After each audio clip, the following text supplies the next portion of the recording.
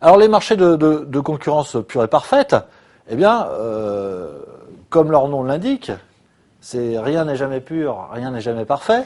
Et donc si les néoclassiques ont appelé ça un marché de concurrence pure et parfaite, c'est bien qu'ils avaient dans l'idée que c'était un modèle idéal qui ne devait pas être confondu avec la réalité des marchés tels qu'on pouvait les rencontrer dans le système économique. Donc c'est ce que Max Weber appelle un idéal type, c'est-à-dire quelque chose qu'on a dépouillé de tous les détails qui n'étaient pas essentiels, dont on a forcé les traits, en quelque sorte, pour en faire un modèle. Mais évidemment, en le transposant en modèle, encore une fois, ce modèle n'a plus rien à voir avec la réalité.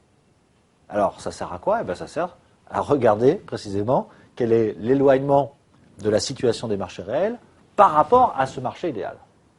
Et on va essayer de montrer que ce marché, dans l'esprit des néoclassiques, eh bien, est un mode de régulation qui est idéal pour les échanges économiques.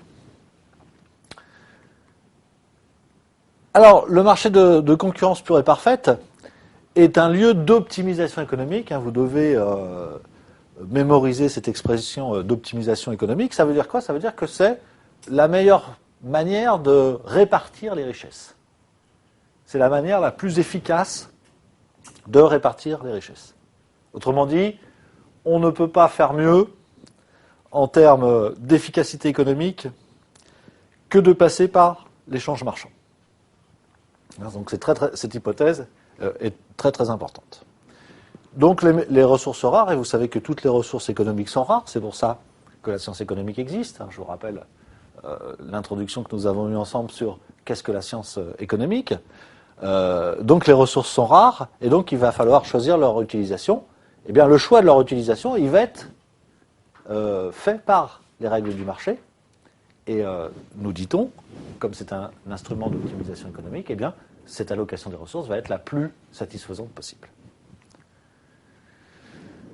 Alors, le marché, je vous ai dit tout à l'heure, on partait donc des décisions des individus d'offrir, donc de produire des biens et des services, telle quantité, de proposer des quantités en fonction des prix, etc. Donc la décision vraiment microéconomique. De l'autre côté, des demandeurs, des consommateurs, par exemple, qui, en fonction du prix d'un bien de consommation, vont déterminer quelle quantité ils sont prêts ou ils voudraient acquérir.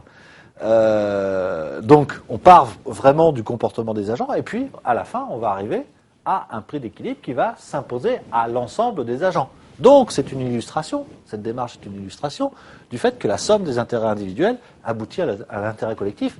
Et je vous rappelle là aussi que cette affirmation est essentielle dans la tête des économistes libéraux, classiques et néoclassiques d'ailleurs, cette idée que finalement le tout n'est que la somme des parties. Eh bien, la construction de l'économie, du modèle de la concurrence pure et parfaite, si vous voulez, répond totalement à ce principe-là. On part du comportement individuel, on va agréger les comportements individuels et on va avoir le comportement collectif ou des variables qui vont se déterminer pour l'ensemble des acteurs.